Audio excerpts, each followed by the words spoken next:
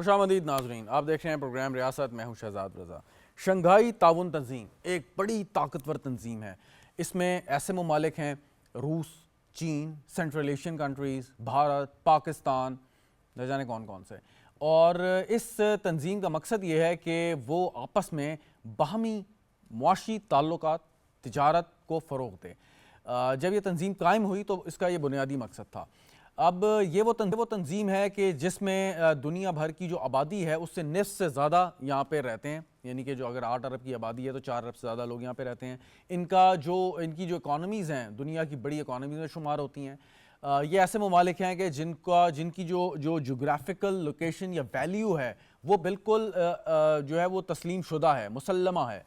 लेकिन इसके बावजूद अगर हम इन तमाम जो ममालिक हैं, SCO कंट्रीज़ जो हैं, मेंबर कंट्रीज़ हैं, इनके आपस की तिजारत देखें तो वो बहुत ही कम नज़र आती है, 20% से भी कम। अगर ये सही तौर पे अपना ताउन करें, अपने पोटेंशियल को जो है कैपिटलाइज़ करें, तो कोई इसमें अमर नहीं है कि दुनिया भर में जो इस वक्त तंजीमें बन चुकी हैं, बन रही हैं, चाहे अब यूरोपियन यूनियन हो, ब्रिक्स हो, वो इसका कोई अशर अशीर भी नहीं है अगर ये सही तौर पे काम कर सकें। इसमें यकीनन उनके इलाकाई इख्तलाफात भी होंगे, इसमें पॉलिटिकल डिस्प्यूट्स भी होंगी जिनको मुआशी ताउन के ज़रिए यकीनन हल किया जा सकता है, या वो अपनी जगह पे रह सकती हैं और मुआशी ताउन को आगे बढ़ाया जा सकता है।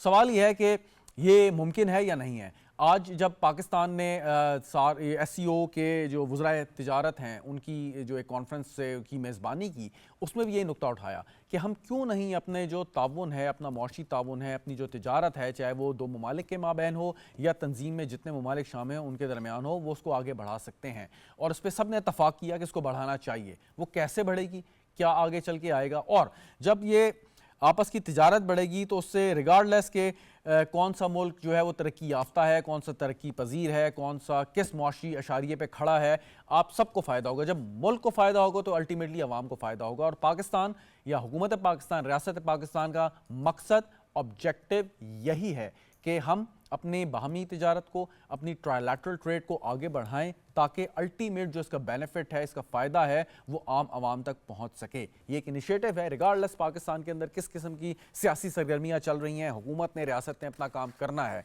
जो भी पाकिस्तान में ऐसे अनासर हैं जो नहीं चाहते पाकिस्तान तरक्की करे, उनको इग्नोर करते हुए और उनको डील करते हुए, ज़्यादा बेहतर होगा डील करते हुए, ऐसे मामलात पर हमने आगे बढ़ना है। और आज की कॉन्फ्रेंस का, इसको होस्ट करने का यही मकसद था कि हम कैसे आगे बढ़ सकते हैं। इस पर गुफ्तगू करेंगे। और पाकिस्तान के अंदर जो एक बड़ा इशू है बिजली के बिलों का, नरखों का, उस पर भी बात करेंगे। आज एक IPP ने, इंडिपेंडेंट पावर प्रोड्यूसर जो प्राइवेट बिजली घर हैं, उन्होंने एक स्टेटमेंट जारी किया और कहा कि हम तैयार हैं अपना प्रॉफिट मार्जिन कम करने के लिए, हम तैयार हैं बिजली के नरखों को जो हमारे ज़रिए आगे जा रहे हैं उनको कम करने के लिए, ताकि अल्टीमेटली बेनिफिट जो है, इसका बेनिफिशरी जो है पाकिस्तान के अवाम हो सकें और हम कंट्रीब्यूट कर सकें पाकिस्तान की इकॉनमी में। ये एक बहुत अच्छा साइन है। अगर एक IPP ये बात कर सकता है तो उम्मीद करते हैं कि दीगर IPPs भी in coordination with the federal government ये वो बात और ये गुफ्तगू करेंगे। इस पर बातचीत करते हैं। हमारे साथ स्टूडियो में मौजूद हैं आयशा भट्टी साहिबा, माहिर बैन अक़वामी अमूर हैं, बहुत बहुत शुक्रिया मैम आपका। सैयद बासिम रज़ा साहब, माहिर पाक चाइना अमूर, हमारे साथ मौजूद हैं। तर्जुमान हैं SCO एशिया और यूरोप, चौधरी मोहम्मद अकबल साहब, माहिर माशियात, हमारे साथ वीडियो लिंक पे मौजूद हैं, आपका भी बहुत शुक्रिया। हसन दाऊद भट्ट साहब, साबिक प्रोजेक्ट डायरेक्टर हैं CPAC के, आपका भी सर बहुत बहुत शुक्रिया। आयशा साहब, आपसे मैं आगाज़ कर लेता हूँ। SCO इसका इजलास 23वां इजलास था वज़राए तिजारत का। ये इसमें कुछ बात निकलती भी है या बस ऐसी बैठते हैं, बातचीत करते हैं, दावे करते हैं, वादे करते हैं, स्टेटमेंट्स देते हैं और फिर बस गए? बहुत अच्छा क्वेश्चन आपने पूछा। और यूजुअली सबके जहन में ये सवाल आता है कि इस तरह क्यों होता है, क्यों क्योंकि कोई इसमें प्रोडक्टिव या कोई इस किस्म का सोल्यूशन सामने नहीं आता जो बेनिफिशियल हो। बट यहाँ पे आप ये चीज़ देखें कि जो अभी जो गवर्नमेंट ये एक जियो इकोनॉमी की बात करी है या इकोनॉमिक डेवलपमेंट की बात करी है among the states whosoever is the member of the SCO, तो ये बड़ा टाइमली डिसीजन है। और अगर इस पर काम किया जाए तो ये बहुत ज़्यादा डेवलपमेंट का बायस बन सकता है। वाई? बिकॉज इंटरनेशनली आप देख रहे हैं कि एक न्यू कोल्ड वार स्टार्ट हो चुकी है between China and America. And Russia جو دوسرا بڑا ممبر ہے SCO کا, بلکہ فاؤنڈنگ ممبر ہے, تو اس کے اوپر یورپ پہ بین لگا ہوا, سینکشنز فیس کر رہا ہے because of the Ukraine crisis. اور پیوٹن کی ایک پالیسی ہے لک ٹورڈ ایسٹ, تو ایسٹ میں آپ کے پاس یہ ساری اسٹیٹس آتی ہیں جو SCO کے ممبر ہیں. SCO انیشلی تو آپ دیکھتے ہیں تو یہ کاؤنٹر ٹیررزم کے اوپر بات کرتے ہیں, لیکن ابھی یہ جو اکانومی اور جیو اکنامکس کی طرف آ رہے ہیں وہ اس لیے ہے because once the states are economically connected تو definitely there will be coming peace and prosperity because mutual interest mutual benefit ہو جائے گا نا. تو اس کے لیے یہ پاسبلٹی بہت ضروری ہے کہ اس کو ہم کسی کاؤنٹر پروڈکٹیو کسی چیز پر لے کر آئیں. لیکن ایک کویشچن یہ بھی اس میں اٹھتا ہے کہ کیا انڈیا یہ چاہے گا, بیکاز انڈیا جس فورم پہ پاکستان سے, چاہے وہ ریجنل فورم ہے چاہے وہ انٹرنیشنل فورم ہے, جہاں وہ پاکستان کے ساتھ اس فورم کا حصہ ہے, وہاں اس نے ہمیشہ یہ کوشش کی ہے کہ کسی بھی اس طرح کی اکنامک ڈیولپمنٹ نہ ہو. سوال ہے کہ کیا آپ سمجھتی ہیں کہ انڈیا از ابو یا SCO سے بڑا ہے؟ اگر SCO کے ممالک یا ممبر جو اسٹیٹس ہیں وہ یہ سمجھیں کہ ہم نے اپنی باہمی تجارت کو بڑھانا ہے, دگنا کرنا ہے, تگنا کرنا ہے, جو بھی ان کا فیصلہ ہو, تو اگر انڈیا اس میں ساتھ نہیں دیتا جسٹ بیکاز کہ اس نے پاکستان کو کمزور کرنا ہے, پاکستان کو وہ اس کی جو بھی اس کی تباہ کرنے کی سازش ہے, تو کیا انڈیا یہ سروائیو کر سکتا ہے اس فیصلے پہ یا نہیں؟ دیکھیں اس میں یہ ہے کہ انڈیا کوشش کرے گا کہ ایک ڈیلے پرسپیکٹیو ہو, یعنی اتنا ڈیلے کیا جائے اس سارے میکانزم کو کہ وہ یوز لیس ہو جائے.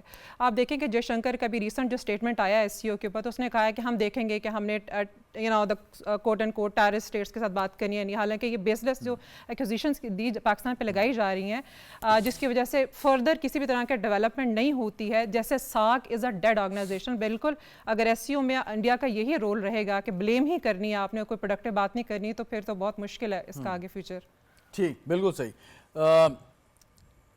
اکمل صاحب آپ سے سوال ہے, ابھی جام کمال صاحب وزیر تجارت SCO وزرائے تجارت کے اجلاس جو سمٹ تھا اس سے خطاب کر رہے تھے, اور انہوں نے کچھ اعداد و شمار بھی پیش کیا, اور اس کے مطابق کہ 90% درآمدات اور 14% برآمدات جو SCO ممالک ہیں ان کے مابین ہے, اس کے علاوہ وہ دنیا کے دیگر ممالک کے ساتھ وہ کرتے ہیں. اتنی کم برآمدات اور درآمدات کی وجہ کیا آپ سمجھتے ہیں؟ کہ ہم کلوزلی کنیکٹڈ ہیں, ایک تقریباً ریجن میں رہتے ہیں, آپس کے تعلقات بھی اچھے, ماں سوائے ایک ملک جس کا ابھی گل عائشہ صاحبہ نے حوالہ دیا. وجہ کیا ہے کہ ہم اس باہمی تجارت کو SCO کے with in the SCO frame work یا پیرامیٹرز ہم اس کو بڑھا نہیں پائے, جس کی طرف جام کمال صاحب نے بھی زور دیا؟ دیکھیں SCO جو ہے شنگھائی کوآپریشن آرگنائزیشن جو ہے دنیا کی جو ہے وہ لارجسٹ, اگر ایریا وائز دیکھا جائے نا تو دنیا کی لارجسٹ جو ہے وہ تنظیم ہے, اور جس کا مقصد صرف اکنامک کوآپریشن نہیں ہے بلکہ انٹرنیشنل جو ان کے پولیٹیکل جو ایشوز ہیں ان کو ڈیفینس کے حوالے سے بھی اس کا جو ہے وہ, اور اس میں جو ہے وہ جو زیادہ تر جو کنٹریز ہیں وہ ایشیا کے ہی ہیں تقریباً, باقی کے جو ممالک ہیں وہ ایز اے آبزرورز بھی اس میں کوآپریٹ کر رہے ہیں. جو مین اس کے اسٹیک ہولڈرز ہیں that is China and Russia, India, Pakistan, یہ جو ہے وہ مین اس کے اسٹیک ہولڈرز ہیں. آپ نے بڑا صحیح پوائنٹ آؤٹ کیا کہ with in this Shanghai Cooperation Organisation جو ٹریڈ ہو رہا ہے وہ بہت کم ہو رہا ہے. پاکستان کا انڈیا کے ساتھ بھی اگر آپ دیکھیں تو کوئی ٹریڈ اتنا زیادہ نہیں ہے, حالانکہ بہت زیادہ وہاں پہ بھی ٹریڈ کی گنجائش ہے. اسی طریقے سے رشیا کے ساتھ پاکستان کا ٹریڈ جو ہے وہ اتنا زیادہ نہیں ہے. وجہ کیا ہے؟ What's the reason sir? Reason کیا ہے اس کی؟ اس ریزن کو ایڈریس کرنے کے لیے جو ہے یہ شنگھائی کوآپریشن آرگنائزیشن بنائی گئی ہے, اور جب سے یہ بنی ہے اس کے بعد سے جو ہے وہ کافی حد تک چیزیں جو ہے وہ امپرومنٹ ہوئی ہیں. لیکن ساتھ ہی ساتھ ود ان دی آرگنائزیشن جو اگر آپ دیکھیں کنٹریز ہیں ان کے آپس میں بھی کوئی بائیلیٹرل ٹائز بہت اچھے نہیں ہیں. فار ایگزامپل پاکستان اور انڈیا کو دیکھ لیا جائے, یا سابق اگر اس میں دیکھا جائے تو پاکستان کا رشیا سے کوئی بہت اچھے تعلقات نہیں تھے. چائنا کی اگر بات کی جائے تو چائنا کے بھی انڈیا کے ساتھ بہت اچھے روابط نہیں ہیں. انڈیا کے رشیا کے ساتھ جو ہے اب وہ بات نہیں رہی جو پہلے تھی. تو ود ان دی کانسٹیٹیوشن مطلب اس آرگنائزیشن کے اندر جو ممالک ہیں ان کے ادر بائیلیٹرل ٹائز جو ہے نا وہ بیسیکلی آپس میں میچ نہیں کر پا رہے, اور اس میچ نہ کرنے کی وجہ سے جو ان سائڈ جو ٹریڈ ان کا آپس میں ہو سکتا ہے وہ نہیں ہو سکتا.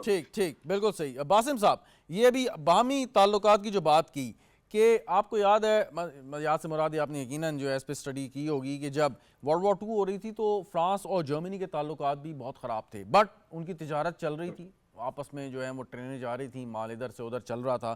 اور پاک چائنا امور اور یا پاک بھارت امور کے یا پاک بھارت چائنا امور کے آپ ماہر ہیں. کوسچن از دس کہ باوجود اس کے کہ بارڈر کلیشز ہیں, سارا کچھ ہے, تقریباً $100 بلین کا بائیلیٹرل ٹریڈ ہے between Bharat and China. Question is this کہ اگر ایسا پاسبل ہے جو آج سے 70 سال پہلے پاسبل تھا یا اب بھی پاسبل ہے ان کانٹیکسٹ آف بھارت اور چائنا؟ آپ کیا سمجھتے ہیں کہ یہ ایس سی او کے لیول پہ پاسبل ہو سکتا ہے کہ اپنے آپس کے اختلافات ختم کریں اور جو تجارت ہے آرگنائزیشنل لیول پہ اس کو آگے بڑھائیں؟ دیکھیں جی، سب سے پہلے اور سب سے امپورٹنٹ بات یہاں پر یہ ہے کہ ہمیں کانٹیکسٹ سمجھنے کی ضرورت ہے. جس وقت ہم جرمنی اور فرانس کی بات کرتے ہیں، ڈیوڈ میٹرنی ایک تھیورسٹ ہیں جنہوں نے ایک تھیوری دی تھی نیو فنکشنلزم کی. اب وہاں پر وہ بات کیا کرتے ہیں کہ اسی کی بیسس کے اوپر آپ دیکھتے ہیں 1951 میں the European Coal and Steel Community بنائی گئی تھی. بیسیکلی کوآپریشن بنائی کیسے جاتی ہے؟ سب سے پہلے ایریاز آف لو پالیٹکس، اس میں کوآپریشن کی جاتی ہے. جب کوآپریشن بہترین حد تک ایریاز آف لو پالیٹکس میں پہنچ جاتی ہے تو آٹومیٹیکلی ہائی پالیٹکس کے اندر آپ کا کانفیڈنس بلڈ اپ کر جاتا ہے. سب سے بڑا مسئلہ یہاں پر پاکستان اور انڈیا کے کانٹیکسٹ میں یہ ہے کہ دونوں ممالک کے درمیان کانفیڈنس موجود نہیں ہے. ایون لو پالیٹکس کے area such as culture, education, اس طرح کے ایریاز میں بھی کسی قسم کی کوآپریشن ایگزسٹ نہیں کرتی. یہاں پر اب ایس سی او کیا رول پلے کر سکتا ہے؟ ایس سی او کے حوالے سے ہمیں یہ بات سمجھنے کی ضرورت ہے کہ ایس سی او صرف اور صرف ٹیررزم، سیپریٹزم، ایکسٹریمزم یا ٹریڈ اس پہ کام نہیں کرتا ہے. ایس سی او کا ہورائزن بہت بڑھ چکا ہے پہلے کی نسبت. سو ایس سی او کے ہورائزن میں اب کلچر آتا ہے، ایس سی او کے ہورائزن میں ایجوکیشنل انیشیٹوز آتے ہیں. You might have heard about the S C O university, اسی طرح S C O think tank network. So S C O اب کیا کام کرتی ہے؟ ایس سی او ایک ملٹی لیٹرل فورم ہے کہ جو ایسی اسٹیٹس جن کے درمیان بائی لیٹرل ٹینشنز بھی موجود ہیں انہیں ایک پیج پر بٹھا کر کلچرلی کوآپریٹ کروا سکتی ہے. ایک سوال ہے، کروا رہی سوال ہے جی کہ کوئی بھی ایسی تنظیم ہے جو اس کا بنیادی مقصد، میں بنیادی مقصد کی بات کر رہا ہوں، دیگر اس کے جو سیکنڈری آبجیکٹیوز ہیں وہ بہت سارے ہو سکتے ہیں، وہ یہ ہے کہ آپ نے ان ممالک کے درمیان جو معاشی تعلقات ہیں، روابط ہیں، ان کو بہتر کرنا ہے. آپ نے علاقائی جو معاشی ترقی ہے اس کو انشور کرنا ہے. یہ تو آپ کا بنیادی ایک آپ کا مقصد ہو گیا. سارک بھی ایک قائم ہوئی تھی تنظیم جس کے اوپر بھی ابھی بات کی گئی، اور وہ دو ممالک کے مابین جو بات ہے اور ایک ملک کی ہٹ دھرمی ہے بھارت کی، اس کی وجہ سے وہ بالکل ڈیفنکٹ ہو کے رہ گیا ہے. کوسچن از دس کہ اگر ایس سی او علاقائی معاملات میں جھگڑوں میں پڑے گی تو اس کا جو بنیادی مقصد ہے کیا وہ اسی انداز سے اسی رفتار سے پورا ہو پائے گا یا نہیں؟ دیکھیں یہاں پر ایک چیز میں کلیریفائی کرتا جاؤں. اگر آپ ایس سی او کے چارٹر کی طرف دیکھیں، ایک بار ایس سی او کے چارٹر کو پڑھیں تو ایس سی او کیٹیگوریکلی یہ چیز اسرٹ کرتا ہے، یہ بتاتا ہے کہ بائیلیٹرل ٹینشنز، بائیلیٹرل معاملات اسٹیٹس کے جو ہیں ان پہ ہم کسی قسم کی بحث نہیں کریں گے، چاہے وہ انڈیا پاکستان کے معاملات ہوں، چاہے وہ چائنا انڈیا کے معاملات ہوں. پوائنٹ یہ ہے کہ بالکل آپ نے درست فرمایا، تو پوائنٹ یہ ہے کہ ایس سی او جو ہے وہ نہیں چاہے گی کہ وہ کسی بھی قسم کے علاقائی سیاسی ڈسپیوٹ میں اپنے آپ کو ملوث کرے، لیکن معاشی ترقی کے لیے اپنا کام کرے. بالکل آپ نے صحیح فرمایا. یہاں پر یہ بات نوٹ کرنا بہت ضروری ہے کہ کشمیر کے معاملے میں یہ کہا جاتا ہے کہ کشمیر ایک بائیلیٹرل ایشو ہے، ایک بائیلیٹرل پرابلم ہے اور اس کو ڈسکس نہیں کیا جا سکتا ایس سی او کے فورم کے اوپر. یہاں پر میں یہ چیز کلیریفائی کرتا جاؤں کہ یہ جو انڈین ڈسکورس جس کو فارورڈ کیا جاتا ہے اس پہ ہمارا سب سے بڑا آرگیومنٹ یہ ہے کہ کشمیر صرف بائیلیٹرل پرابلم یا بائیلیٹرل ایشو نہیں ہے، کشمیر ایک ہیومینیٹیرین کاز ہے اور ہیومینیٹیرین کازز کے اوپر کوئی بھی کوئی بھی ملٹی لیٹرل فورم وہ بات کر سکتا ہے. سو پاکستان کے اس سٹینس کی وجہ سے اور پاکستان کی گروتھ کے سٹینس کی وجہ سے اور انڈیا کے جو سو کالڈ ہیجمونک آئیڈیلز ہیں ان کی وجہ سے یہاں پہ ایشوز. بالکل ٹھیک. حسن داؤد بٹ صاحب، ابھی گفتگو ہو رہی تھی ایس سی او کے حوالے سے. اب پاکستان اور چائنا کے مابین جو ایک اشتراک یا تعاون کے ساتھ ایک پروجیکٹ ہے جو فلیگ شپ پروجیکٹ ہے سی پیک، آپ اس کو ہیڈ کر چکے ہیں، ڈائریکٹر رہ چکے ہیں آپ اس میں. کوسچن از دس کہ چین اور پاکستان کے علاوہ آپ کے خیال میں یا آپ کے پاس تو ڈائریکٹ انفارمیشن بھی ہوگی، کون کون سے ایسے ممالک ہیں جو دلچسپی لیتے ہیں ان فیوچر اس پروجیکٹ میں شامل ہو سکتے ہیں، اور ایس سی او کے اندر کیا اس پروجیکٹ کو شوکیس کیا جا سکتا ہے کہ تاکہ پاکستان اور چین کے ساتھ دیگر ممالک بھی اس سے فائدہ اٹھائیں؟ حسن صاحب سے شاید رابطہ ہمارا منقطع ہو گیا، دوبارہ ان سے رابطہ کرتے ہیں. عائشہ صاحب آپ اس کا جواب دینا چاہیں گے؟ ریسنٹلی ابھی ایسا ہوا ہے کہ رشیا نے اس میں انٹرسٹ شو کیا ہے. اور انہوں نے کہا ہے کہ ہم بہت انٹرسٹڈ ہیں کیونکہ رشیا جو north south gas pipeline کا جو اس کا پروجیکٹ ہے اس میں سی پیک کی بڑی کروشل انٹرسٹنگ پوزیشن ہے اور وہ اس کو اویل کرنا چاہتا ہے, وہ سی پیک کا پارٹ بننا چاہتا ہے, بلکہ اس ریجن میں ٹرائکا بنتا ہے ایک رشیا, چائنا اینڈ پاکستان کا. And the other thing is کہ جو بھی پاکستان سینٹرل ایشیا کے ساتھ گیس پائپ لائن پروجیکٹس ٹاپی ہیں یا آئی پی آئی کا بھی اسپیشلی ہے, تو اس میں آپ دیکھتے ہیں کہ اس میں جو پورٹ ہے گوادر پورٹ جو ہے اس کا بہت رول ہو سکتا ہے.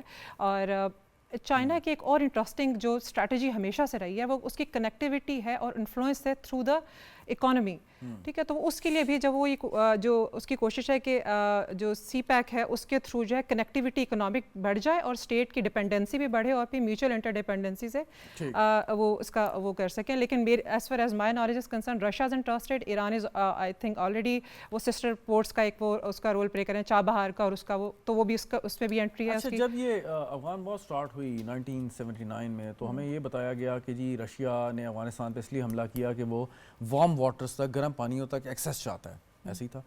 اب اگر رشیا کو یہ ایکسیس مل رہی ہے without any conflict, violence, moving any army, تو یہ تو بڑا ایزی ہے اس کے لیے. Yes it is. ایکچولی جب ہم انٹرنیشنل ریلیشنز میں دیکھتے ہیں تو پاور کے دو ڈائنامکس ہوتے ہیں. ایک ہوتا ہے ہارڈ پاور جس میں through force you intervene into the state. ابھی جو ہم پاور کے جس کانسیپٹ پہ ابھی ہم کنٹمپری ورلڈ پہ بلیو کرتے ہیں دیٹ از سافٹ پاور اور اسمارٹ پاور, جس میں through mutual collaboration, through education, through culture آپ you try to have good relation with the state and win win situation کا سرکمسٹانسز کریٹ کرتے ہیں, اور Russia is very much interested in that. تو وہ جو زیرو سم گیم رشیا نے پلے کی تھی 1979 میں, کم از کم اب وہ نہیں ہوگی اور ون ون سچویشن. یا اور and there is an interesting fact I actually want to quote over here because میری جب بھی رشین اتھارٹی سے بات ہوئی ہے تو وہ یہ کہتے ہیں کہ we are not Soviets, our foreign policy is different than Soviet's foreign policy. So we have to اس کو نئے پرسپیکٹو سے دیکھنا چاہیے. اچھا, تو یعنی کہ اس کا مطلب ہے کہ ہم یہ سمجھ سکتے ہیں کہ ان فیوچر اور in near future Russia can be an active partner in this. Yes, indeed. There are two things. ایک تو یہ ہے کہ obviously ان کو they are in the need of that warm water, but through the smart and soft power strategy. Secondly, جو sanctions لگ چکی ہیں نا یورپ کی طرف سے, تو definitely وہ پیوٹن نے بھی فورن ایک پالیسی انٹروڈیوس کرائی that was look toward east. So east is Pakistan is there, the whole Asia is there. بالکل ٹھیک. اکمل صاحب, یہ رشیا انٹرسٹڈ ہے, دیگر ممالک اس میں انٹرسٹڈ ہیں باقی معاملات میں, لیکن الٹیمیٹلی سوال یہی پیدا ہوتا ہے کہ ہم یہ جتنے بھی معاملات کر رہے ہیں, ہم باہر سے اپنے ڈیلیگیشنز کو یہاں پہ ویلکم کر رہے ہیں, ہوسٹ کر رہے ہیں, کوشش کر رہے ہیں کہ پاکستان جو ہے وہ ایک اچھا میزبان ثابت ہو. الٹیمیٹ ہمارا مقصد یا حکومت کا مقصد یہی ہے کہ ہم اس کا فائدہ عام عوام تک پہنچائیں اور ہماری معیشت بہتر ہو. تو لوگ یہ سوال کریں گے یقیناً, میرے جیسے کم علم یا نہ سمجھ لوگ, کہ جی ٹھیک ہے آپ نے ایک کانفرنس کی ہے, آپ نے اس کو ہوسٹ کیا, سارا کچھ کیا, لیکن اس سے عوام کو کیا فائدہ ہوگا. تو میں چاہتا ہوں اس عام اور آسان الفاظ میں آپ یہ سمجھائیں کہ اس سارے اقدامات جو ابھی کیے جا رہے ہیں, اور اگر اس کا رزلٹ وہی آتا ہے جو آپ جس کی ہم امید کر رہے ہیں, تو اس سے پاکستانی عوام کہاں کھڑے ہوں گے, ان کو کیا بینیفٹ ہوگا. دیکھیں, پہلے سی پیک کے حوالے سے میں تھوڑا سا کلیئر کروں. سی پیک کی اگر آپ بات کریں نا, سی پیک کا نام ہی چائنا پاکستان اکنامک کوریڈور ہے, ٹھیک ہے نا. تو یہ بیسیکلی ایک بائیلیٹرل پاکستان اور چائنا کے درمیان جو پروجیکٹس انیشیٹ ہونے ہیں, جن میں روڈز بنانے ہیں, مختلف جو ہے وہ پاور پروجیکٹس بنانے ہیں, انڈسٹریل زونز وغیرہ بنانے ہیں, تو اس کی جو سی پیک کی جو جیورسڈکشن ہے وہ یہیں تک لمیٹڈ ہے. لیکن اس کو فردر انہینس کرنے کے حوالے سے, جیسے کہ آپ نے بات کیا کہ اس میں اب رشیا کو بھی انکلوڈ کیا جا رہا ہے, ساتھ ساتھ سعودی عربیہ بھی اس میں اپنا انٹرسٹ شو کر رہا ہے. دوسرے ممالک کے بھی فائدے ہیں. ظاہر رشیا کو ہمارے گرم پانیوں تک رسائی چاہیے, کیونکہ سرد پانی جو جہاں برف جمی ہوئی ہوتی ہے آل دا وے وہاں سے جو ہے وہ ایک تو ٹریڈ پاسبل نہیں ہے, پھر راستے میں انڈیا بھی ہے اور دیگر بھی مسائل ہیں. تو اس میں تو کوئی شک نہیں ہے کہ جو گوادر پورٹ اور سی پیک کا جو روٹ ہے, یہ چائنا کے لیے بھی بیلٹ اینڈ روڈ انیشیٹو کا جو انہوں نے جو انیشیٹو ہے, جو ان کا بہت بڑا ایک ملٹی بلین ڈالر پروجیکٹ ہے, جس میں صرف سی پیک اس کا ایک چھوٹا سا پارٹ ہے, تو اس میں جو ہے وہ بہت امپورٹنٹ اس کا رول ہے. تو مزید اس میں کنٹریز کی گنجائش تو ہے, لیکن بیسک جو جسے کہتے ہیں نا, جو بنیادی طور کے اوپر جو ہے وہ یہ پاکستان اور چائنا کے درمیان ہی رہے گا. دوسری بات آپ نے کی, عوام کا جو ہے وہ کیا فائدہ ہو رہا ہے. اس میں آپ کی بات جو ہے وہ بالکل درست ہے. ہماری جو اکنامک انڈیکیٹرز کی میں اگر بات کروں، انفلیشن آپ دیکھیں وہ سنگل ڈیجٹ میں آ گیا، تقریباً 9.5% کے حساب سے جو ہے وہ مہنگائی میں اضافہ ہوا ہے ان اگست، جو کہ لاسٹ ٹائم تقریباً 24 یا 26 کے لگ بھگ تھا. تو یہ ایک سبسٹینٹو جو ہے وہ چینج آیا ہے. اس کے نتیجے میں آپ نے دیکھا کہ اسٹیٹ بینک نے جو اپنا جو پالیسی ریٹ ہے وہ 2% کے لگ بھگ جو ہے نیچے کیا ہے. اس سے یہ ہوگا کہ جو ہمارے جو اکانومی میں ایک قسم کا اسٹینڈ اسٹل پوزیشن ٹائپ کی آئی ہوئی تھی، انویسٹمنٹس رکی ہوئی تھی ٹورڈز انڈسٹری اینڈ اکانومی، تو اب وہ جو فلو ہے ٹھیک. پالیسی ریٹ جیسے جیسے نیچے آتا جائے گا تو یہ انڈسٹری کی طرف جیسے اس کا فلو ہوگا انویسٹمنٹس کا، تو آپ دیکھیں گے کہ اس سے امپلائمنٹ میں بھی اضافہ آئے گا اور ہوگا، اور چلیں، گریجولی آپ دیکھیں گے کہ آپ نے مہنگائی میں بھی بڑا اس میں مزید جو ہے وہ کمی ہوگی. اکمل صاحب آپ نے بڑی خوبصورتی ایکسپلین کیا. میں چاہتا ہوں اس کو تھوڑا سا اور آسان الفاظ میں اس کو ذرا بیان فرماتے ہیں کہ آپ نے بتایا پالیسی ریٹ نیچے آئے گا، باقی معاملات چلیں گے. اب آسان الفاظ میں ایک عام آدمی پوچھے گا جی کہ اگر میں 110 روپے کلو آٹا خریدتا ہوں تو میں یہ 70 روپے کب خریدوں گا، یا اگر میری آمدن جو ہے وہ 50,000 روپے ہے تو یہ 75,000 یا 80,000 یا 1,00,000 روپے کب ہو جائے گی. تو میں چاہتا ہوں ان ایشوز کو آپ ایڈریس کر دیں آسان لفظوں میں ڈائریکٹلی. دیکھیں ایسا جو ہے وہ اس 2024 کے جو اینڈ تک، دسمبر کی اگر میں بات کروں یا 2025 جون تک، اس وقت تک ہم دیکھ رہے ہیں کہ مہنگائی جو ہے وہ کافی حد تک کم ہو چکی ہوگی، اور چیزیں جو ہے وہ لوگوں آٹا، کے چینی، پاس میں دال، آنا گوشت، نکلنا مرغی کی قیمت میں جو شروع ہے ہو گھی گئی کی ہے. قیمتوں میں آپ سمجھتے ہیں کہ خاطر خواہ کمی آ جائے گی اگلے مطلب 4 5 6 مہینے میں؟ جی اور نہیں، دوسرا یہ ہے کہ 3.5%، جیسا کہ آج اسٹیٹ بینک نے بھی اپنی رپورٹ میں بتایا کہ G D right. P growth جو ہے وہ 3.5% رہے گی. تو جب جی ڈی پی گروتھ ہوگی تو اس کا مطلب ہے کہ انشاءاللہ انکم پر کیپٹل بھی بڑھے گی. تو مہنگائی کم کرنے کے آپ کو پتہ ہے دو ہی طریقے ہیں، یا تو مہنگائی کو ہی کم کیا جائے یا لوگوں کی آمدنی میں بھی اضافہ کیا دیٹس ٹرو. جائے، تو وہ بھی انڈائریکٹلی جو ہے وہ مہنگائی میں کمی کا باعث ہوتی ہے. تو انکم پر کیپٹل اور جی ڈی پی گروتھ اگر ہماری زیادہ ہوگی تو وہ بھی الٹیمیٹلی مہنگائی ہی امپیکٹ ڈال رہی ہوگی، اس سے بھی ٹھیک امپیکٹ جو ٹھیک. ہے وہ مہنگائی پڑ رہا ہوگا اور وہ ویری کم رائٹ. ہو رہی ہوگی. باسم صاحب ایک ذرا چائنا ایکسپیرینس سے ہمیں بتائیں کہ انہوں نے جتنے ایک سب سے بڑی تاریخ کی سب سے بڑی تعداد جو تھی آبادی کی اس کو غربت کی لکیر سے اوپر نکالا. ان کے پاس بھی تو حالات بڑے مشکل ہوں گے یقیناً. اسی طرح ان کا جی ڈی پی گروتھ بھی بہت کم ہوگا، مواقع بھی نہیں ہوں گے، ڈفرینٹ قسم کے جو ہے علاقائی جو ہے وہ کانفلکٹس کا بھی وہ شکار تھے، لیکن پھر بھی انہوں نے نکالا. آخر کیا انہوں نے؟ کوئی ایک آدھ سٹیپ ایسا بنیادی انہوں نے لیا جس کی وجہ سے وہ آہستہ آہستہ ترقی کرتے ہوئے اس وقت پہنچ گئے ہیں کہ جہاں پہ مطلب دنیا کی سب سے بڑی اس وقت اکانومی کہلاتے ہیں؟ دیکھیے یہاں پر ہم اگر دیکھیں تو 1978 میں 1978 میں چائنا میں ایک ریفارمز کیے گئے which was called کہ جسے کہا جاتا تھا اوپن چائنا پالیسی. اب اوپن چائنا پالیسی کیا تھی؟ اوپن چائنا پالیسی یہ تھی کہ تمام جو غیر ملکی ملٹی نیشنل کارپوریشنز ہیں ان کو چائنا میں بلایا جائے تاکہ وہ انویسٹمنٹ کریں. چائنا میں فورن ڈائریکٹ انویسٹمنٹ لائی جائے، چائنا کو اوپن کیا جائے، چائنا کا اصل جو پوٹینشیل ہے وہ دنیا کو دکھایا جائے. اس کے نتیجے میں آپ یہ دیکھ سکتے ہیں کہ بڑے پیمانے پہ ملٹی نیشنل کارپوریشن انہوں نے اپنے آپریشنز جو تھے اپنے ممالک سے، انگلینڈ سے، جرمنی سے، امریکہ سے، وہاں سے اٹھا کر چائنا میں شفٹ کر دیے. اس کے نتیجے میں آپ دیکھ سکتے ہیں 2001 سے لے کے 2008 تک چائنا کی اکانومی میں ایک میسو بوسٹ نظر آتا ہے. کچھ لوگ اس کو اکنامک ڈیپریسیشن سے بھی جو امریکہ کی اکانومی نے فیس کیا اس کے ساتھ بھی کنیکٹ کرتے ہیں. لیکن یہاں پر دیکھنا یہ ضروری ہے کہ چائنا کی ڈومیسٹک اکنامک سچویشن کیا ہے. چائنا نے تمام انڈسٹریز ان کو شفٹ کیا، no matter what kind of industries they were. یہ نہیں دیکھا کہ کس قسم کی انڈسٹری ہے، یہاں تک کہ امریکن ٹائرز کمپنی جس کا نام ہی لٹرلی امریکن ٹائرز ہے وہ چائنا میں بنائے جاتے ہیں. سو یہاں پر دیکھیں کہ سب سے جو امپورٹنٹ ایلیمنٹ تھا چائنا کے رائز کا وہ اوپننگ اپ، ٹریڈ ایونیوز بڑھانا. سو آج آپ دیکھ سکتے ہیں کہ چائنا ایک تو بہت جو بڑی گریٹ اکانومی. بیرون ملک سے جو انویسٹمنٹ آئی، فورن ڈائریکٹ انویسٹمنٹ آئی، وہ کیسے آئی؟ مطلب انہوں نے کچھ پوٹینشیل دیکھا ہوگا نا کہ چائنا میں جا رہے ہیں، وہ انویسٹ کر رہے ہیں، وہاں سے ان کو پروفٹ ہوگا، منافع کمائیں گے، تب آئے وہ. جو پاکستان کیا ریپلیکیٹ کر سکتا ہے اسے؟ دیکھیں اوپننگ اپ سے مراد صرف اور صرف اکنامکلی اوپننگ اپ نہیں تھا، ڈپلومیٹکلی بھی تھا، سفارتی تعلقات کو بڑھانا بھی تھا. آپ دیکھ سکتے ہیں کہ اسی ٹینیور میں چائنا نے امریکہ کے ساتھ اپنے تعلقات کو امپروو کیا. اسی طرح ملٹیپل اور جو ممالک ہیں ان کے ساتھ اپنے تعلقات کو امپروو کیا. لیکن ہمارے تعلقات تو سب کے ساتھ ہیں, امریکہ کے ساتھ بھی ہیں, وی ور دا ون کہ جنہوں نے راہ ہموار کی چائنا اور امریکہ کے تعلقات میں. دیکھیں ہمارے کیس میں اگر ہم پاکستان کی بات کریں تو پاکستان کے کیس میں مسئلہ تھوڑا سا مختلف ہے اور مشکل بھی ہے. ہمارے پاس ڈومیسٹک پالیٹکس کے کچھ مسائل ہیں, ہمارے پاس کچھ بیرونی قوتیں ہیں. کیا مسائل ہیں, کیا مسائل ہیں, مسائل بتائیے کیا مسائل ہیں. ایگزیکٹلی میں وہی مسائل بتانا چاہ رہا ہوں کہ بیرونی قوتوں کی وجہ سے ہمارے پاس انسٹیبلٹی کریٹ کی جاتی ہے, ٹیررزم یہاں پر اسپانسر کیا جاتا ہے, بار بار پاکستان کو ڈیسٹیبلائز کرنے کی کوشش کی جاتی ہے.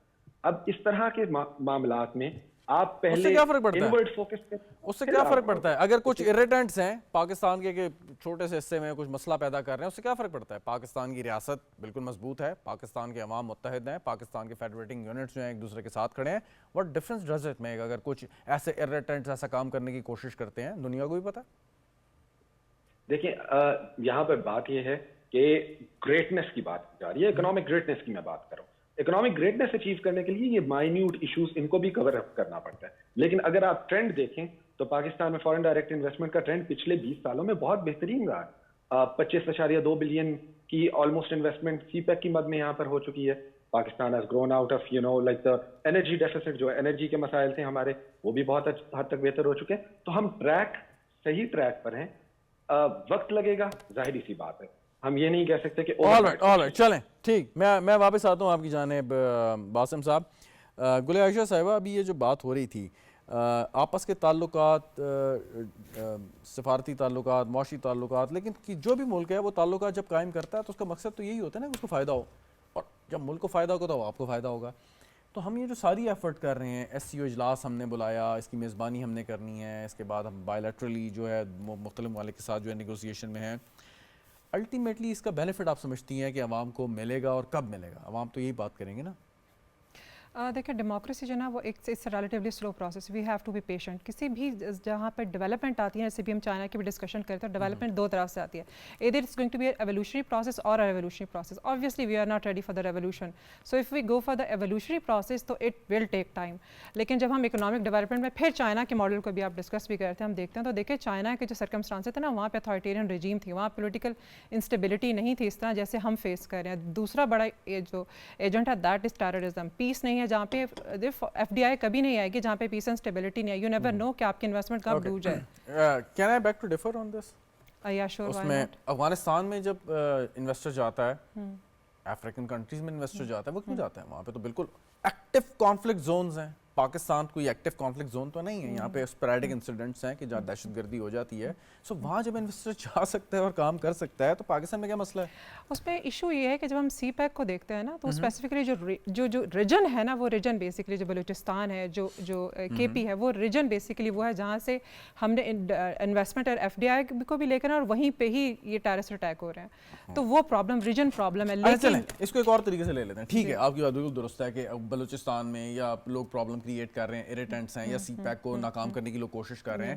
بٹ تھنگ از کہ یہ بہت ہی ایک بہت مختصر ایریا میں بہت ہی ایسے ہیں کہ نظر انداز کیے جانے والے انسیڈنٹس ہیں. مطلب ایون کہ یونائٹڈ اسٹیٹس آف امریکہ میں ایسے اٹیکس ہوتے ہیں آئے دن, ایجوکیشنل انسٹیٹیوشنس پہ جو ہے وہ حملے ہو رہے ہیں, اور وہاں پہ جو ہے کتنے ہی بچوں کو مار دیا جاتا ہے, بٹ اسٹل وہاں پہ انویسٹر بھی ہے, سارا کام چل رہا ہوتا ہے.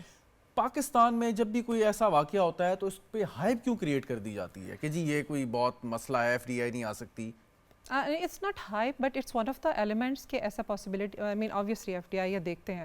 لیکن ایک اور چیز بھی جو انٹرسٹنگ ہے وہ یہ ہے کہ پاکستان کو پہلے یہ بھی ڈیسائڈ کرنا ہوگا کہ وہ کیا اسٹیپس لینے چاہیے گورنمنٹ آف پاکستان کو, جس میں what ever is going on in the state آپ کی اکنامک ڈیولپمنٹ آٹو پہ چلتی رہے, اور اس میں چاہے گورنمنٹ کوئی بھی آ رہی ہے, کسی قسم کی پالیسیز وہ اڈاپٹ کری ہے, لیکن اکنامک ڈیولپمنٹ ویسے ہی ہوتی رہے. یہ اٹس میجر کنسرن ہونا ایسے ہی چاہیے. بالکل ٹھیک. اکمل صاحب, دنیا بھر میں ایسے جو کانفلکٹ زونز ہیں وہاں پہ کمپنیز جاتی ہیں, کام کرتی ہیں, اور سم ٹائمز تو جو ہے وہ پیسے بھی دیتی ہیں کہ جی ہمیں آپ نقصان نہ پہنچائیں, ہم یہاں پہ اکنامک ایکٹیویٹی کرنے جا رہے ہیں, اور کام ہوتا ہے, وہاں سے منافع بھی کم ہوتا ہے. میں نے افغانستان کی مثال دی, کئی ایسی افریقن کنٹریز ماضی میں بھی ہیں, ابھی بھی ہیں, جہاں پہ کام ہو رہا ہے. پاکستان ایک اسٹیبل کنٹری ہے, مضبوط ہماری جو ہے وہ یہاں پہ انسٹیٹیوشنز ہیں, سیکیورٹی وائز انسیڈنٹ ہوتے ہیں, دنیا بھر میں ہوتے ہیں, بٹ پاکستان میں ایک انسیڈنٹ ہوگا تو بتا دیا جائے گا کہ جی یہ شاید ایف ڈی آئی کے لیے موضوع نہیں ہے, یہاں پہ انویسٹر نہیں آ سکتا. بھائی دنیا بھر میں ایسے انسیڈنٹ ہوتے ہیں, انویسٹر پھر بھی جاتا ہے, اس نے پیسہ کمانا ہے. آپ بتائیں کہ یہ جو اپروچ ہے, اور سوری ٹو سے اپولوجیٹک اپروچ ہے, کیا ہمیں یہ رکھنی چاہیے یا نہیں؟ اکمل صاحب, آپ نے جو ہے نا بہت ہی جو ہے وہ ٹریگر پوائنٹ جو ہے نا اس کو ہائی لائٹ کیا. دیکھیں میں آپ سے 100% اس چیز کو ایگری کرتا ہوں, اور ہم اس معاملے میں تھوڑے سے ان لکی بھی ثابت ہوئے. Let me quote you the example کہ آئی ایم ایف جب پاکستان کے ساتھ مذاکرات کرنے آتا ہے تو ہمیں یہ کہتا ہے کہ جی آپ وہ $2 بلین کا جو آپ نے لون ہے اس کا بھی ری پے کرنے کے لیے کہیں سے مزید لیں. آپ جو ہے وہ جن جن ممالک کے آپ نے قرضے دینے ہیں ان سے آپ ری رول یا رول اوور جو ہوتے ہیں وہ بھی آپ کروا کے آئیں. اسی طریقے سے وہ ہم سے گارنٹیاں بھی مانگ رہا ہے. اب یہ سب کچھ اگر آئی ایم ایف ہم سے مانگ رہا ہے تو ہم آئی ایم ایف کے پاس کیوں گئے, اگر ہم نے دوسرے ملکوں سے ہی اپنے قرضے رول اوور کروانے تھے, ایک بات بتا دیں ساتھ تھوڑا سا کانٹیکسٹ کلیئر ہو جائے گا. اکمل صاحب, آپ کی نالج سے فائدہ اٹھاتے ہوئے ایک سوال کر لوں کہ معاملہ کلیئر ہو جائے گا.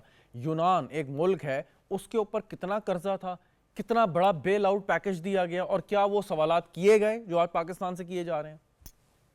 میں وہی آپ سے عرض کر رہا ہوں نا, یہاں پہ تو آئی ایم ایف نے اپوزیشن سے اٹھ کے جو ہے نا وہ بانی پی ٹی آئی سے جا کے کلیئرنس اور این او سی لے رہے. آئی کین ناٹ انڈرسٹینڈ کہ آپ یہ دیکھیں بنگلہ دیش, آپ اتنی دور کی مثال کی, بنگلہ دیش میں جس حکومت کے ساتھ آئی ایم ایف نے ایگریمنٹ کیا تھا وہ حکومت ہی ختم ہو گئی, اس کی سربراہی چلی گئی. پھر بھی آئی ایم ایف کا بھی لیٹسٹ بیان ہے کہ جی ہم جو ہے وہ آپ کے ساتھ جو ہمارا پروگرام چل رہا ہے $3.5 یا $4 بلین کا میرے خیال میں, ہم اس پروگرام کو کنٹینیو کریں گے. سری لنکا میں آپ دیکھیں وہاں پہ کس طریقے سے جو ہے نا وہ پوری کی پوری حکومت کے اور صدر کے محل کو آگ لگا دی گئی. وہاں پہ جو ہے نا انہوں نے کوئی گارنٹیاں نہیں مانگی. اب تھوڑا سا مارجن دینا, جو جس شخص نے ہماری باری میں جو ہے وہ آ کے آئی ایم ایف جو ہے وہ اپوزیشن سے بھی گارنٹیاں مانگ رہا ہے, دوسرے ملکوں سے بھی گارنٹیاں مانگ رہا ہے. تو بھائی آئی ایم ایف کو کیا ہم ہی ملے ہیں؟ چلیں آئی ایم ایف چھوڑیں نا, لیکن مجھے یہ بات بتائیے کہ دیکھیں چلیں ایک پروگرام سٹارٹ ہوا, اس کو ہم نے کمپلیٹ کرنا ہے. ہماری کمٹمنٹس ہیں, چاہے ماضی میں ہوا, جس حکومت میں بھی ہوا, یہ سٹارٹ ہوا, لیٹ ہوا, جلدی ہوا,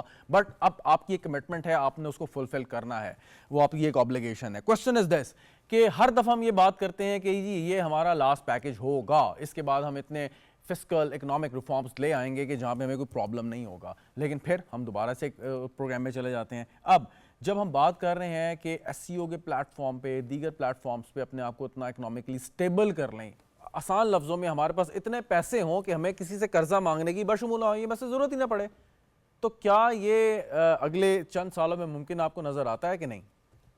مجھے ابھی ممکن نظر آتا ہے. حکومت نے جتنی ایفرٹس کی ہیں کرنٹ اکاؤنٹ کو ایٹ پار لے کے آنا کوئی معمولی بات نہیں ہے. اس وقت جو ہمارا کرنٹ اکاؤنٹ جو کسی زمانے میں $50 بلین اینول کا خسارہ کر رہا تھا پی ٹی آئی کے دور میں, آج وہ نیل ہوا ہے.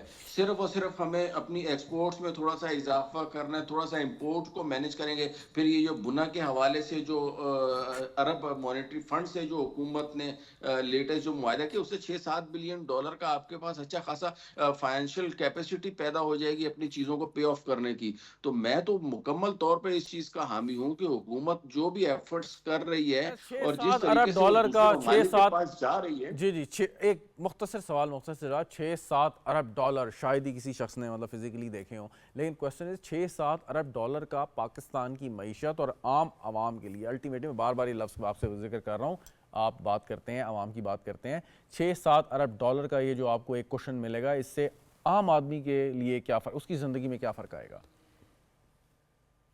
شہزاد بھائی بات سنیں, $6-7 ارب ہمیں ایک ساتھ نہیں ملیں گے, وہ قسطوں میں ملنے ہیں. پہلی بات وہ $1-1.5 ارب کی جو ہے نا وہ مختلف انسٹالمنٹس میں ملیں گے, اور اس میں بھی ہر ایک میں ریویو ہوگا, اور پھر پورا لمبا پروسیس ہے. اور جبکہ میں جو آپ کو عرض کر رہا ہوں نا کہ یہ جو حکومت نے عرب مانیٹری فنڈ کے ساتھ جو معاہدہ کیا ہے, اس کے بعد آپ دیکھیے گا ہمارے پاس اگر تھوڑا سا حکومت اس کو پروموٹ کرے تو $6-7 بلین ہماری جو ریمیٹنسز ہیں وہی بڑھ سکتی ہیں, اور وہ ایک سال میں بڑھ سکتی ہیں, ناٹ 3 या 3.5 साल का पीरियड उसको नहीं चाहिए होगा। तो मैं यही अर्ज कर रहा हूँ कि हुकूमत को IMF के साथ अपने ट्रैक को तो मॉनिटर करना चाहिए, वेरी राइट। लेकिन साथ ही साथ वो जो एफर्ट्स कर रही है उसको मजीद इनहेंस करेगी, तो इंशाल्लाह ये जो हमें आउटकम 3 सालों में मिलने हैं, इंशाल्लाह वो इस हुकूमत की एफर्ट्स की वजह से आपको 1.5 साल में होता हुआ नजर आएगा। और ओनली वन इशू है हमारा इस वक्त, और वो हमारा है कि फाइनेंसिंग गैप अगर हमारा पूरा हो गया तो हमारी महंगाई भी ऑटोमेटिकली नीचे आ जाएगी, डॉलर का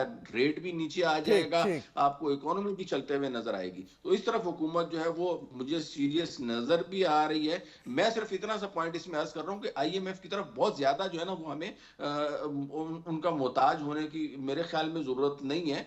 IMF का ठीक है, आप एक रिस्पेक्टेबल बेसिकली तरीके से IMF अगर ये हमारे पाँच साथ कर रहा है छः तो 10 अरब इट्स डॉलर तो ओके। यकीनन आप अग्री करेंगे, कोई मैटर नहीं करते, लेकिन एग्जैक्टली आपने एक बिल्कुल लेटर ऑफ कंफर्ट लेना है ताकि दीगर जो इदारे हैं, जो फाइनेंसर्स हैं, जो आपके इन्वेस्टर्स हैं जो फॉरेन डायरेक्ट इन्वेस्टमेंट करते हैं, वो एट ईज़ हों कि पाकिस्तान एक ऐसी डेस्टिनेशन है जहाँ पे वो काम कर सकते हैं। बासिम साहब, क्वेश्चन के अभी जो एक इशू है पाकिस्तान में बिजली के बिलों का, और वो बिलों का इशू शायद उसकी एक वजह ये भी है कि हमने कुछ ऐसे मुआहदे किए इंडिपेंडेंट पावर प्रोड्यूसर्स के साथ कि जो प्राइवेट बिजली घर हैं वो बिजली बनाते हैं, अगर आपने बिजली इस्तेमाल करनी है आप करें, बिल दें, अगर नहीं करनी तब भी आपने उनको एक ख़ास रकम देनी है कैपेसिटी चार्ज की मद में।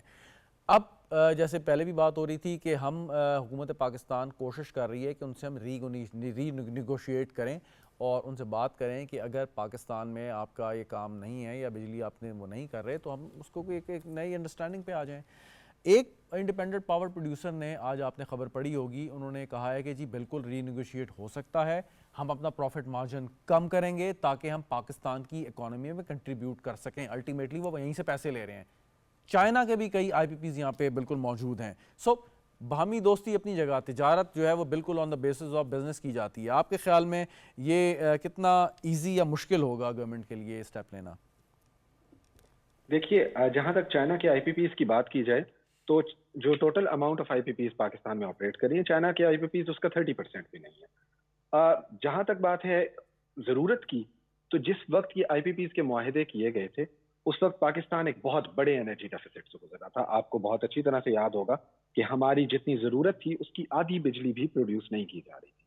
उस वक्त मुश्किल फैसले करते हुए, मुश्किल बुनियादों पे फैसले करते हुए हमें IPPs की तरफ जाना पड़ा। आज क्योंकि पाकिस्तान चाइना के ताउन के साथ बहुत सारे हमने डैम क्रिएट कर लिए, बहुत सारे हमारे पावर प्रोजेक्ट्स और अभी अंडरवे भी चल रहे हैं, सो पाकिस्तान एनर्जी सरप्लस जा रहा है, यानी कि पाकिस्तान में बिजली जो प्रोड्यूस की जा रही है वो जरूरत से ज्यादा है। So, अच्छा, लेकिन एक क्वेश्चन, सॉरी आपकी बात काट रहा हूँ। जो हमने बिजली लेनी थी और महंगे नरखों लेनी थी, अल्टीमेटली हमारा एम तो ये था कि जो बिजली होगी वो हम देंगे इंडस्ट्री को, और इंडस्ट्री चलेगी, उसका पहिया चलेगा। जो कमर्शियल रेट होते हैं बिजली के वो ज़्यादा होते हैं, वो हमारे पास ज़्यादा पैसे आएंगे। आसान लफ्ज़ों में वो पैसे जब आएंगे तो हम बआसानी IPPs को अदायगी भी कर देंगे, बिजली का बहरान भी ख़त्म हो जाएगा।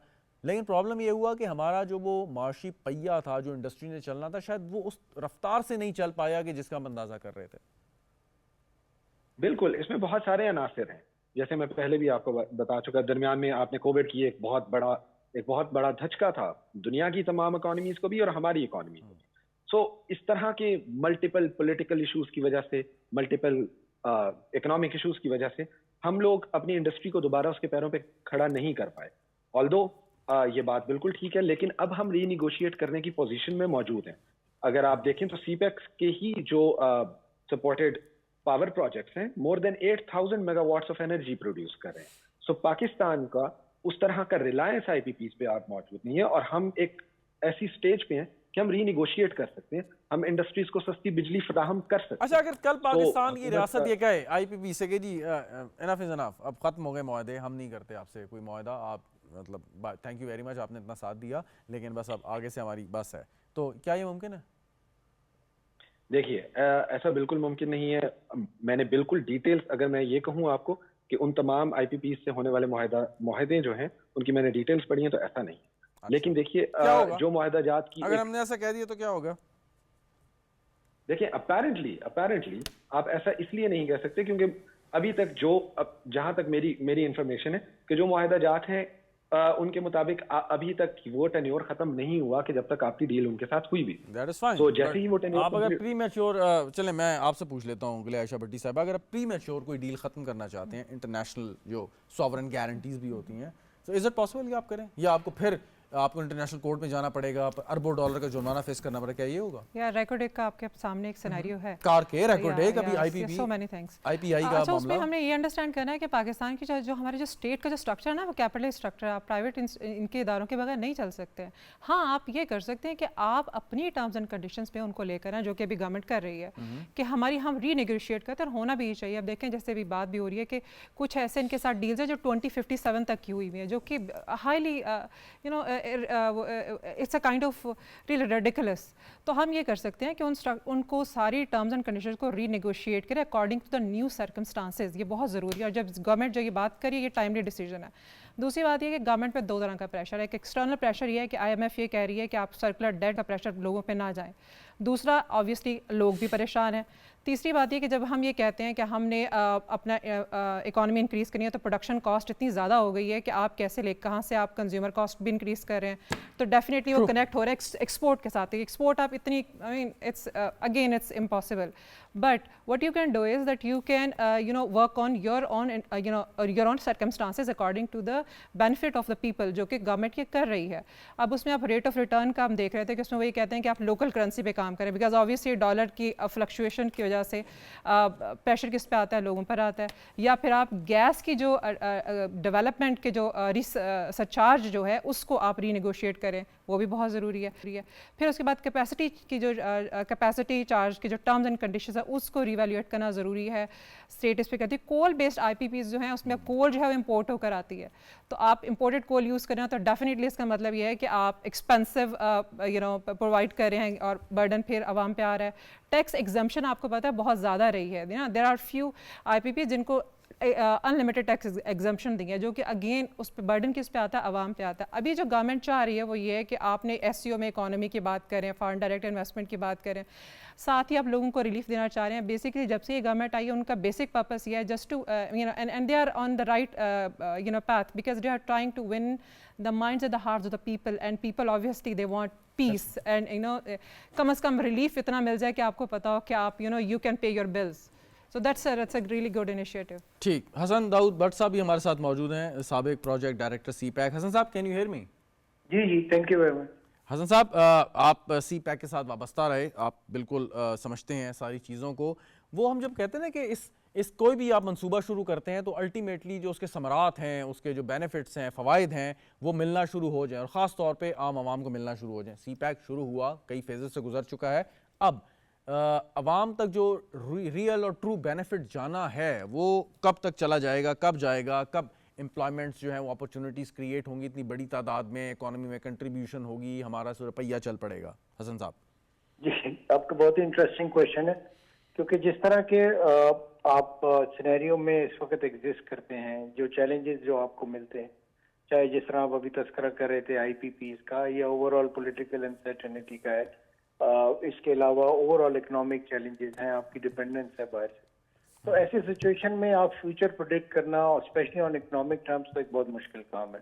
ہاں آپ گزرے ہوئے کل کا تو ضرور بتا سکتے ہیں آنے والے، لیکن آپ کچھ میئرز لے سکتے ہیں. جب میں پی ایچ ڈی کر رہا تھا تو میرے استاد ضرور یہ کہا کرتے تھے کہ رسک ہونا جو ہے یہ برا نہیں ہے، لیکن رسک کا پلان نہ ہونا ان کو میٹیگیٹ کرنے کا یہ ایک ایشو ہے. اور اسی طرح ہی جو آپ آئی پی پی کی بات کر رہے تھے، آئی تھنک اگر ہم پریگمیٹک پلاننگ اس وقت کرتے، اور پلاننگ کا مقصد یہ ضرور ہوتا ہے، میں آپ کے سوال کا جواب بھی دوں گا، لیکن آئی پی پی چونکہ انرجی کا ایک سی پیک ایک بہت بڑا ایریا ہے، تو اس لحاظ سے یہ بہت ضروری ہے ہمیں سمجھنا کہ آپ جب کوئی ڈیسیژن لیتے ہیں اور وہ اگر اس کے اندر چیلنجز آتے ہیں، جس طرح آپ نے کہا کہ انڈسٹری نہیں لگ رہی تھی، کووڈ آ گیا، تو آپ ری ایگزامن کرتے ہیں.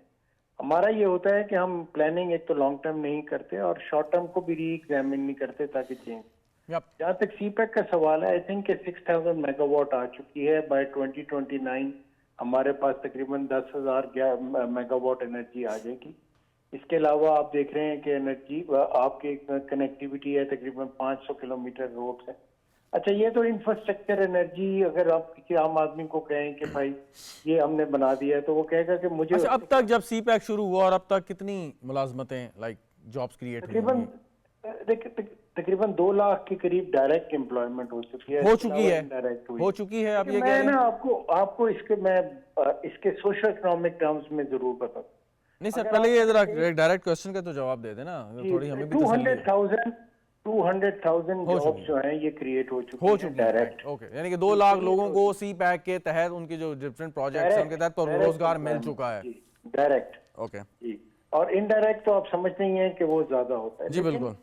لیکن میں یہ ضرور بتاؤں گا کہ جو نیکسٹ فیز ہے جس کے اندر ٹورزم ہے جس کے اندر ایگریکلچر ہے یہ آئی تھنک ڈائریکٹ اس کا ہے. لیکن میں پھر آپ کو ایک بات بتاتا ہوں کہ عام آدمی یہ پوچھ سکتا ہے کہ میری جیب پہ اس سے کیا فرق پڑا. میں سمجھتا ہوں کہ اگر ہم نیکسٹ فیز کے اندر بھی اور ایون ابھی بھی جب آپ کے پاس ہائیڈل انرجی آئے گی جو کہ ریلیٹیولی چیپ ہوتی ہے, آپ کے پاس رینیوبل انرجی آئے گی جو کہ اب آپ فوکس ہے گورنمنٹ کا اور سی پیک کے اندر ہے, تو انرجی سستی ہوگی. لیکن میں پھر یہ ضرور عرض کروں گا کہ یہ آپ ضرور کبھی بھی نہ سوچیں اگر آپ کی جس طرح کی پاپولیشن گروتھ ہے.